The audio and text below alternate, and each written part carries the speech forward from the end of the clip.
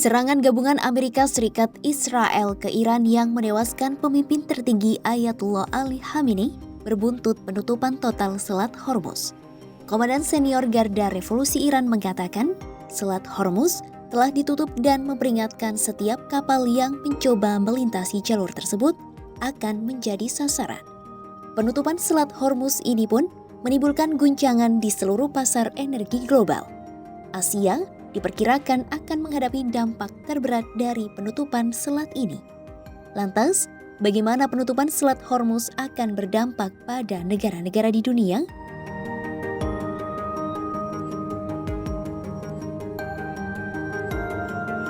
Selat Hormuz terletak di antara Oman dan Iran, serta menjadi jalur vital bagi perdagangan minyak global. Melansir CNBC, diperkirakan sekitar 13 juta barel minyak per hari melewati selat tersebut pada tahun 2025.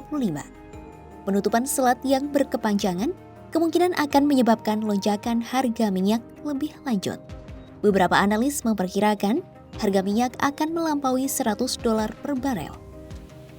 Patokan global Brent terakhir naik 2,6% menjadi sekitar $80 per barel, hampir 10% lebih tinggi sejak konflik pecah.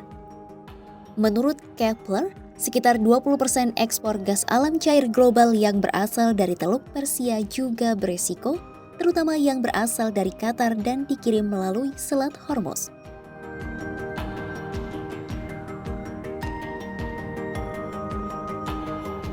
Para analis mengatakan, Asia Selatan akan menghadapi dampak paling parah, terutama terkait pasokan LNG.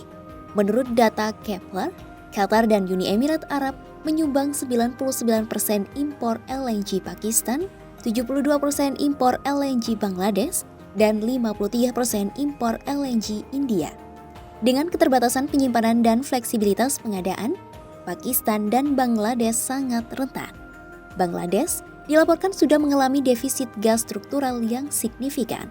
Menurut Institute for Energy Economics and Financial Analysis, negara itu mengalami kekurangan lebih dari 1.300 juta kaki kubik per hari. Sementara, India akan menghadapi paparan gabungan terbesar di kawasan Asia Selatan. Analis wawasan utama Kepler, Go Katayama mengatakan, lebih dari setengah impor LNG New Delhi terkait dengan Teluk dan sebagian besar di indeks Brent, sehingga lonjakan minyak mentah yang dipicu penutupan Selat Hormuz akan secara bersamaan menaikkan biaya impor dan harga kontrak LNG. Selain itu, UBP mencatat sekitar 60% minyak India juga berasal dari Timur Tengah. Dengan blokade berkelanjutan, maka biaya impor energi dan tekanan pada neraca transaksi berjalan akan membesar.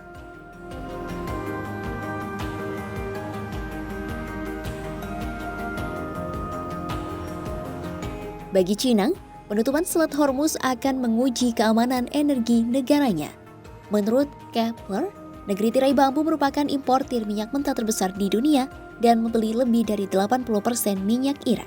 Perkiraan UBP menunjukkan sekitar 30% impor LNG Cina berasal dari Qatar dan Uni Emirat Arab, sementara 40% minyaknya melewati Selat Hormuz.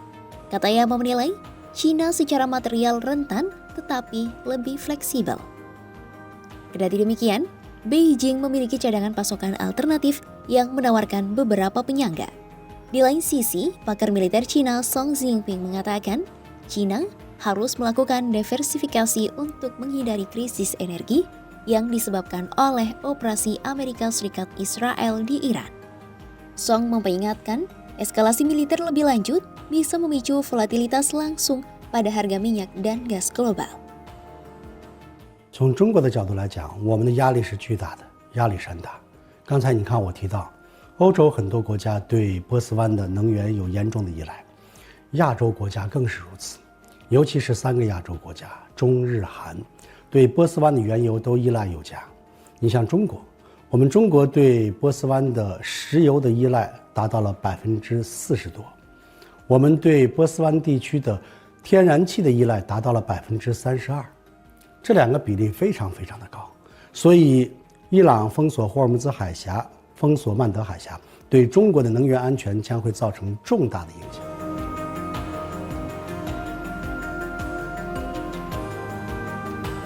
Menurut UBP, Timur Tengah memasok 75% impor minyak Jepang dan sekitar 70% impor minyak Korea Selatan. Untuk LNG, ketergantungan mereka pada Teluk lebih rendah dibandingkan Asia Selatan. Seoul memperoleh 14% LNG-nya dari Qatar dan Uni Emirat Arab, sementara Jepang memperoleh 6%. Kepala Strategi Makro dan Valuta Asing APAC, Shirley Lim mengatakan, ekonomi dengan ketergantungan impor energi tinggi seperti Jepang, Korea Selatan, dan Taiwan lebih rentan terhadap guncangan pasokan. Jepang dan Korea Selatan pun diketahui memiliki persediaan yang terbatas.